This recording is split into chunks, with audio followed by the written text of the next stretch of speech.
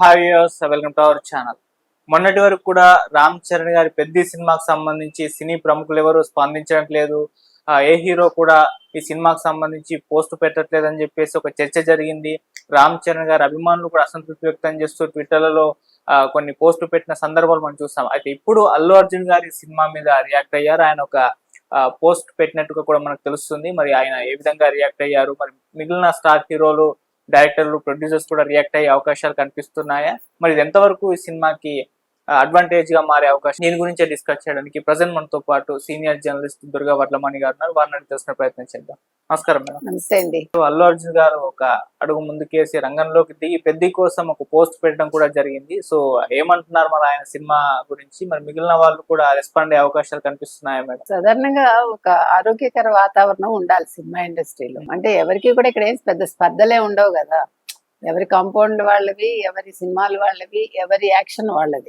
కానీ ఒక Telugu cinema release అయ్యాక ఇంకొక తెలుగు హీరో బాగుంది బాగోలేదని కమెంట్ చేయడం అనేది అది మంచి వాతావరణానికి దారితీస్తుంది. ఎందుకనో అన్ఫార్చునేట్లీ మీరు అన్నట్టుగా రామ్ చరణ్ సినిమాకి ఎవరు కూడా ఎటువంటి స్పందన చూపిలా. అవును, బాగుందని కానీ బాగోలేదని కానీ, లేదు అద్భుతంగా చేసామని. ఇక్కడ ఓవరాల్ గా చూసుకుంటే అల్లు అర్జున్ కూడా ఇండివిజువల్ గా ప్రతి ఒక్కళ్ళ నటుని ప్రశంసించారు తప్ప ఓవరాల్ గా సినిమా బాగుంది అనే మాట ఎక్కడ ట్వీట్ లో నాకు కనిపించలే.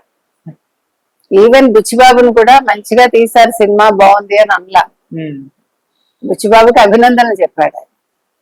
రామ్ చరణ్ కి మీరు చాలా చక్కగా ఇన్వాల్వ్ అయి చేశారు, మీ శరీరాన్ని మీరు మలుచుకున్నారు క్యారెక్టర్ తగినట్టుగా, డాన్స్ బాగా చేశారు, చాలా బాగా చేశారు, ఇట్లా చెప్పుకుంటూ వచ్చాడు.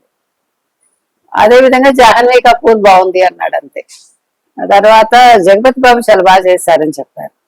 అలాగే మిగతా క్యారెక్టర్స్ ఎవరికి వాళ్ళు చాలా బాగా చేశారు. ఎందుకనో శివరాజ్ కుమార్ పేరు కానీ వీళ్ళెవరి పేర్లు మెన్షన్ చేయలేదు అతను.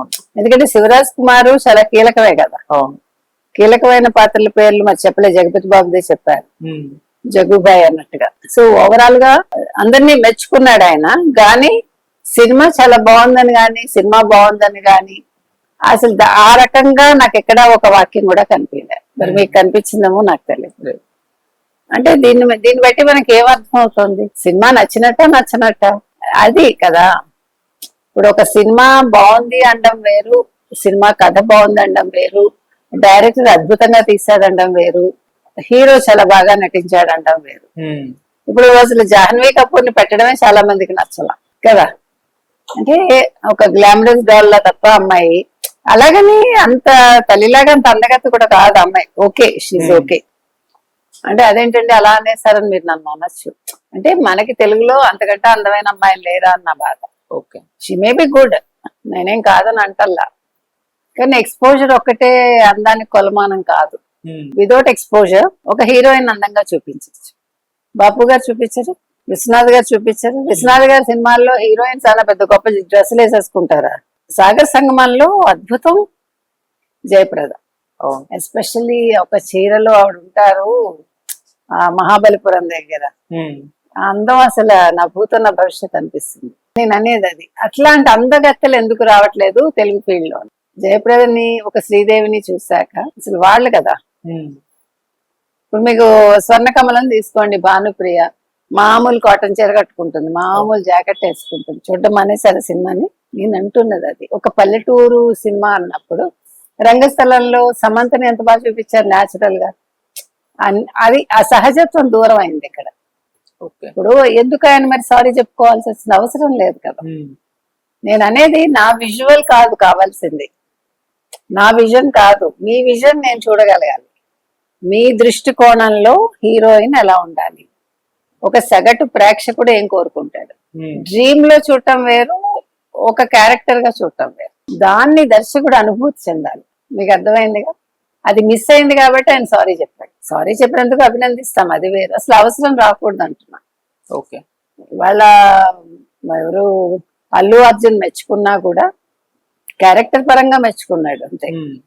సినిమా పరంగా ఆయన ఏం మాట్లాడాల. ఓకే, కథ బాగుందని కానీ, సినిమా బాగుందని కానీ. మరి ఇంకెవరైనా స్పందిస్తారా, ఏం జరుగుతుంది అనేది చూడాలి. ఓకే, ఇది సినిమాకి ఏమన్నా అడ్వాంటేజ్ అయ్యే అవకాశం ఉందా మేడం కలెక్షన్స్ పరంగా? ఏం లేదు, 3 రోజులుగా 315 కోట్లు వచ్చింది. అవును. ఇప్పుడు అల్లు అర్జున్ పోనీ సినిమా అద్భుతంగా ఉంది చూడండి అని కూడా అనలేదుగా. అంటే పోనీ అయ్యో ఇది ఒక ప్లస్ అవుతుందని అనుకోవటానికి ఆయన అభిప్రాయం అని చెప్పాడు అంతే. దాని ఇంపాక్ట్ ఏమి ఉండకపోవచ్చు. Okay madam, thank you so much. Thank you.